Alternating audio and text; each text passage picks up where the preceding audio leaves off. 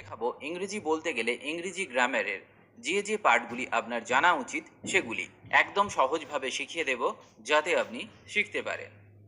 Daily use English ওয়ার্ডস। এখানে আমরা শিখব ইংরেজি বলতে গেলে যে শব্দগুলি প্রতিদিন ব্যবহার করতে হয়। এতে আপনার ইংলিশ ভোক্যাবুলারি অনেক স্ট্রং হয়ে যাবে। Daily use English sentences. এখানে শিখব আমাদের প্রতিদিনের জীবনে যে ধরনের বাক্যগুলি সব সময় ব্যবহার হয়, যে বাক্যগুলি সহজ কিন্তু সব জায়গায় ব্যবহার করা হয় এমন সব বাক্য। এগুলি শিখলে আপনি দ্রুত ইংরেজি বলতে শিখে যাবেন। যাই হোক, চলুন শুরু করা যাক আজকের ক্লাস। আজকে প্রথম দিনের ক্লাসে প্রথম শিখব বেসিক ইংলিশ গ্রামার, যেখানে আমি আপনাকে শেখাবো পার্সন সম্পর্কে, কারণ এটা না জানলে ইংরেজি বলতে অসুবিধা হবে। পার্সনের প্রকারভেদ। পার্সন তিন প্রকার: first person, second person, third person. পার্সনকে আবার সিঙ্গুলার প্লুরালে ভাগ করা হয়। প্রথমে আমরা ফার্স্ট পার্সনের সিঙ্গুলারগুলি দেখে নিই। আই, আই মানে আমি। মি, মি মানে আমাকে। মাই, মাই মানে আমার। মাইন, মাইন মানে আমার। মাইসেলফ, আমি নিজেই বা নিজেকে। এবার এদের প্লুরাল ফর্মগুলো দেখা যাক। উই, উই মানে আমরা। আস, আস মানে আমাদের বা আমাদেরকে। আওয়ার, আওয়ার মানে আমাদের। আওয়ার্স মানে আমাদের। আওয়ার সেলফস মানে আমরা নিজেরা।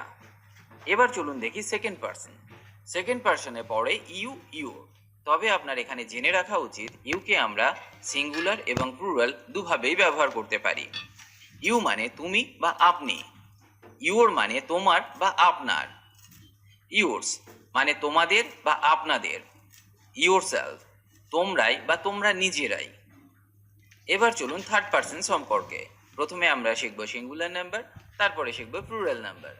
সিঙ্গুলার নাম্বারের মধ্যে যেগুলি পড়ে, হি, হিকে মেল অর্থে ব্যবহার করা হয়, যার অর্থ সে বা তিনি। সি, এটা ফিমেল অর্থে ব্যবহার করা হয়, যার মানে সে বা তিনি। ইট, ইট মানে এটা বা ইহা। ইটস, ইটস মানে এর। ইটসেলফ মানে নিজে বা নিজেই। হিম, হিম মানে তাকে। হিজ, হিজ মানে তার। হার, এটি ফিমেল অর্থে ব্যবহার করা হয়, হার মানে তার। হার্স, হার্স মানেও তার।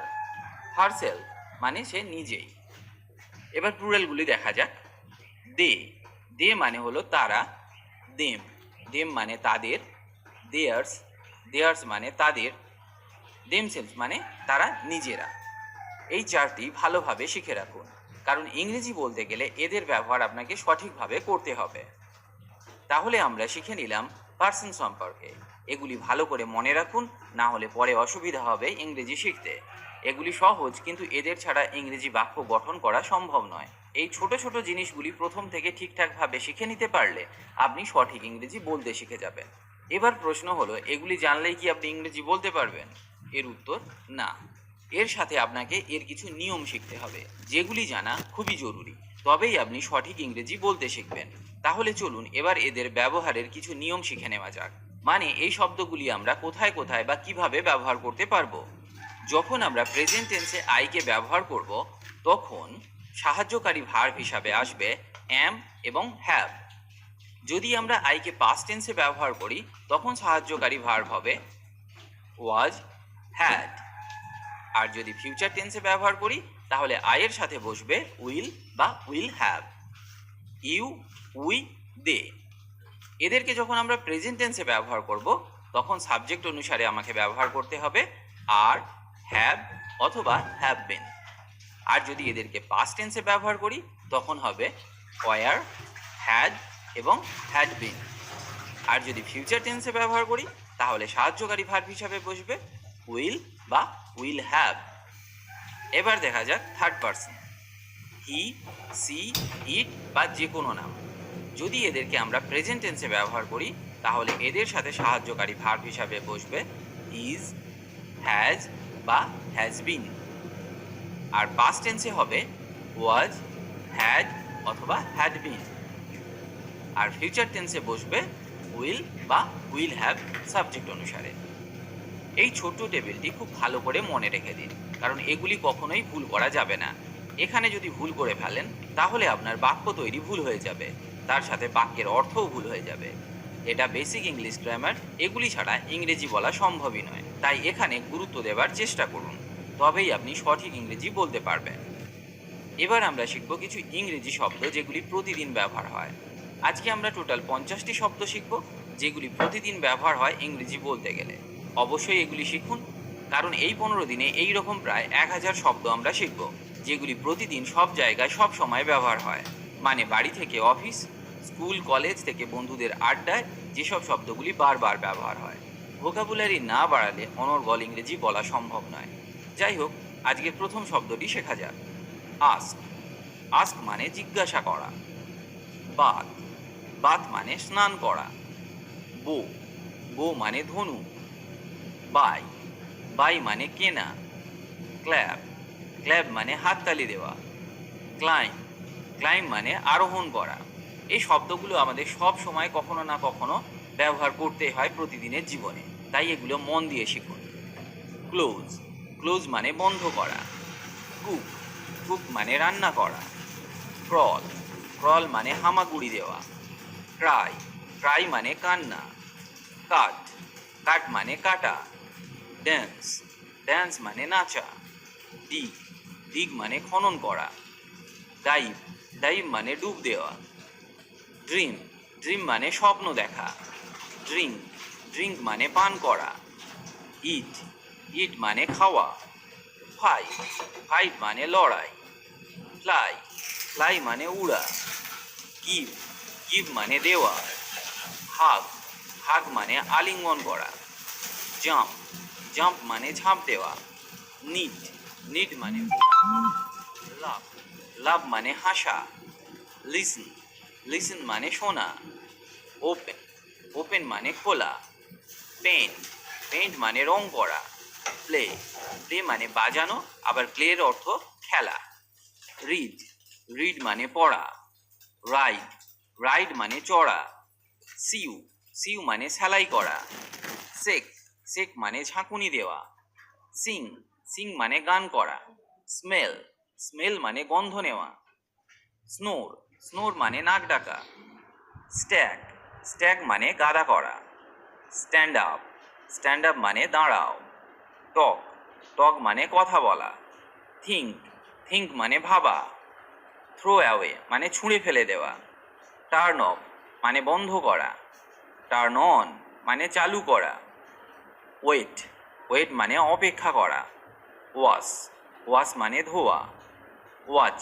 ওয়াচ মানে ঘড়িও হয়, আবার ওয়াচ মানে দেখাও হয়। উইন। উইন মানে জয় করা। রাইট। রাইট মানে লেখা। প্রথমে আমরা শিখলাম বেসিক ইংরেজি গ্রামারের কিছু নিয়ম, তারপর শিখলাম কিছু daily use most common English ওয়ার্ডস। এবার আমরা শিখব কিছু ডেলি লাইফ সেন্টেন্সেস, মানে এমন কিছু বাক্য যেগুলি আপনি সব সময় সব জায়গায় ব্যবহার করতে পারবেন। তবে তার আগে আমরা শিখব কিভাবে বাক্য তৈরি করতে হয়, কারণ সেটা না জানলে আপনি সঠিক বাক্য তৈরি করতে পারবেন না, যার ফলে ইংরেজি ভুল হবার একটা চান্স থেকে যাবে। তাই আমরা প্রথম দিন থেকেই সঠিকভাবে ইংরেজি শেখা শুরু করব। এখানে আমরা শিখব ভার্ব এবং অবজেক্ট দিয়ে কিভাবে বাক্য তৈরি করা হয়। তাহলে আপনার বুঝতে সুবিধা হবে এবং আপনি খুব সহজেই নিজে থেকেও বাক্য তৈরি করতে পারবেন। তাহলে চলুন শুরু করা যাক। ডিম সিদ্ধ করো। Boil the egg. এখানে বয়েল মানে সেদ্ধ করা। বয়েল হলো একটি ভার্ব, তার সাথে যোগ হলো ডিম, দ্য এগ। চাবি নিয়ে এসো। ব্রিং দ্য কি।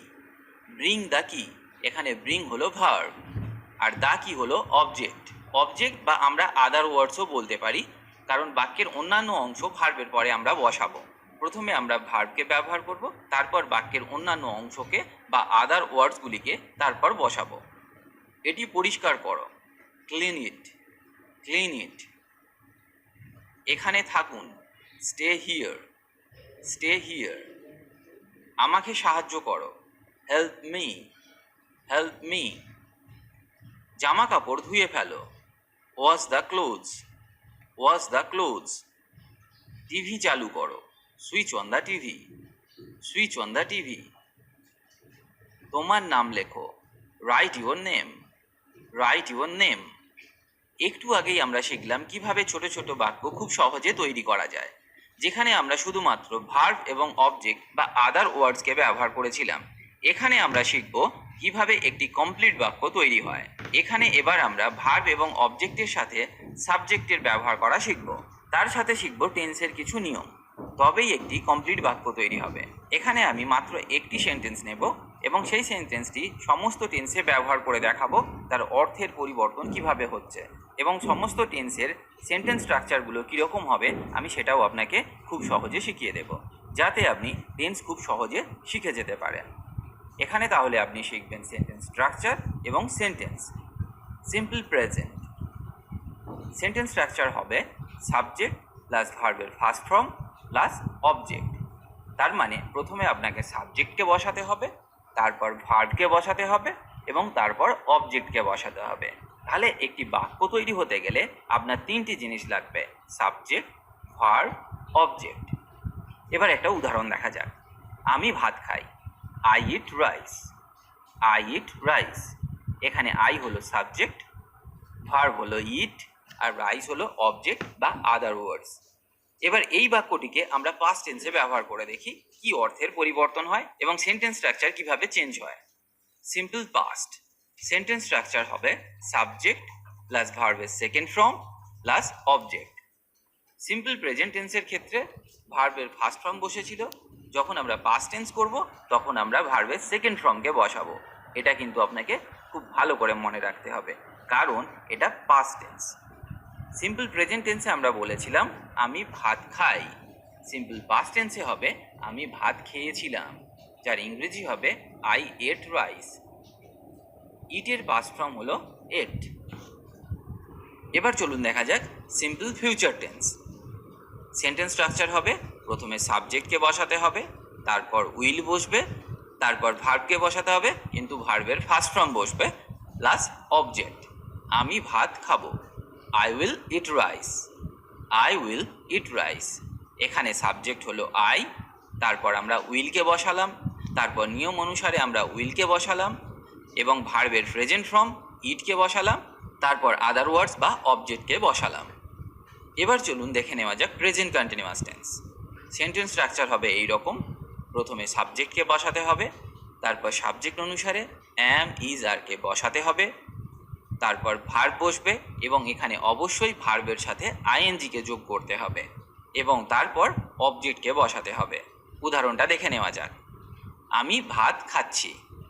প্রেজেন্ট ইনডিফিনাইটে শিখেছিলাম আমরা আমি ভাত খাই, সেই বাক্যটাই প্রেজেন্ট কন্টিনিউয়াস টেন্সে হবে আমি ভাত খাচ্ছি। I am eating rice. I am eating rice, এখানে ইট হলো মেইন ভার্ব, তার সাথে আমরা আইএনজিকে যোগ করলাম। তাছাড়া আইয়ের সাথে আমরা সাহায্যকারী ভার্ব হিসাবে অ্যামকে বসালাম।